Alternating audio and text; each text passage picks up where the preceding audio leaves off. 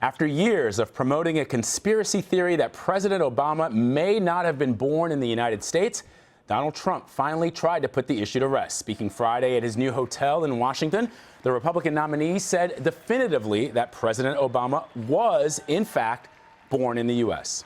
Hillary Clinton and her campaign of 2008 started the birther controversy. I finished it. You know what I mean. President Barack Obama was born in the United States, period. Now we all want to get back to making America strong and great again. Thank you. Thank you very much. With me now from Washington is the former communication director for Paul Ryan's vice presidential campaign, Kevin Sheridan. Kevin is also the founder of Sheridan Media Group. Good to see you, Kevin.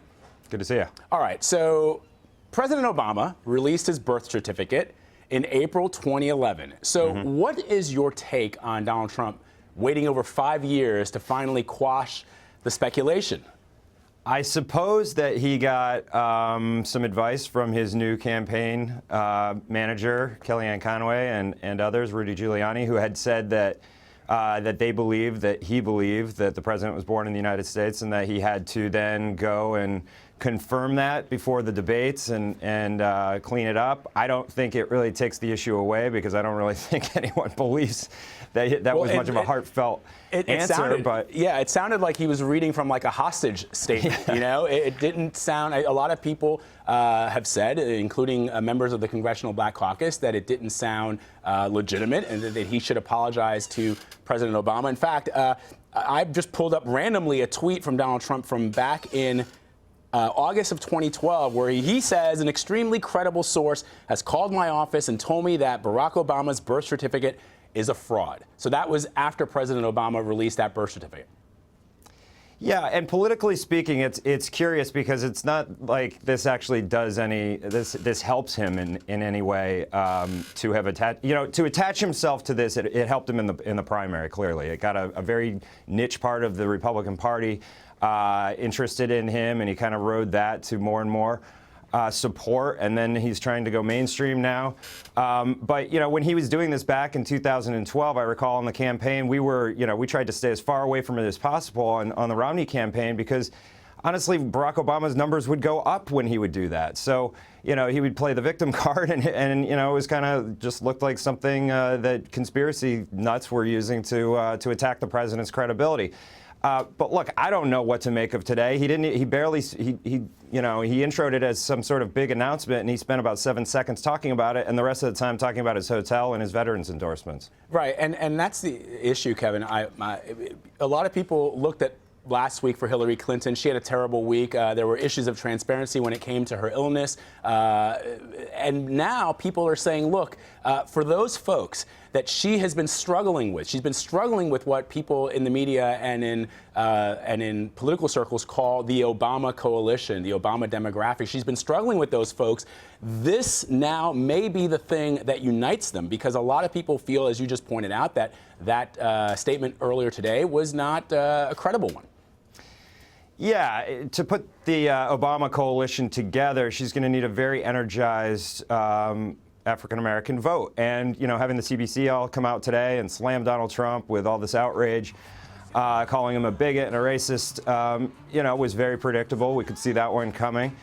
Look, all Hillary had to do was stop lying for a couple of months, and she probably could have cruised to victory, but she couldn't even do that starting last Sunday with, just lying about her pneumonia. Just simple things. She cannot stop lying. And Donald Trump, all he needs to do is, be a credible alternative to her, because these are the two most unpopular candidates we've ever seen run for president, and they happen to be running against each other, and they both seem incapable of doing these basic human-like things that they could then go on to victory with. And, today was just another example of it. So what to make of it? I want to touch on something you said, Kevin, which is interesting. The fact that Donald Trump used this issue essentially to give himself a national platform. He attracted a lot of people to his campaign, to his cause, even before he announced that he was running for president.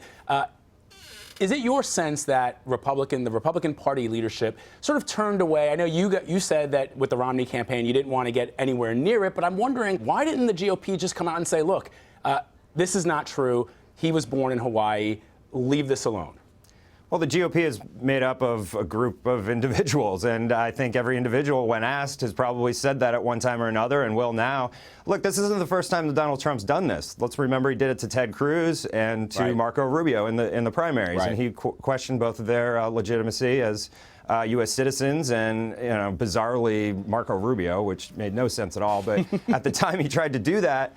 And look, so I think he's an equal opportunity offender, as his daughter says about him. I think he just, he saw an opening here to go after the president, delegitimize him some way, and it's not particularly pretty. And most of the Republican Party does not stand by this, and I think you'll hear others just flat out denounce it if they're asked about it. Last question, Kevin, before you head out for the weekend. Trump said in 2011 he would consider releasing his tax returns when President Obama released his birth certificate. Is this an issue that's going to continue to hound Donald Trump? Do his supporters care about his tax returns, even if he does release them and it proves to indicate what a lot of people who are in opposition to Donald Trump say, which is he may not be as wealthy as he says he is? Is it going to matter? Will it matter? No. And at this point, I don't think there's any chance we'll ever see Donald Trump's tax returns outside of some sort of weird hacking incident by the Russians or somebody else. I don't see any way that he's going to do that. I think his taxes are way too complicated, and there would be things in there that we would the Hillary campaign would just be able to pick apart, and the media would for weeks on end. And we've got 50 days or whatever left. He doesn't want that now. If he was going to do it, he should have done it before. At this point, he'll just take the political hit, if there is any, of not releasing it and not being then able to go after Hillary Clinton as much on the email and the foundation and all of her transparency issues. So we literally have a race to the bottom here on transparency and everything else. I was in North Carolina today talking to just a random person, voter, and he said exactly what you just said, Kevin. Always good to see you, Kevin Sheridan in Washington. Thanks for having me.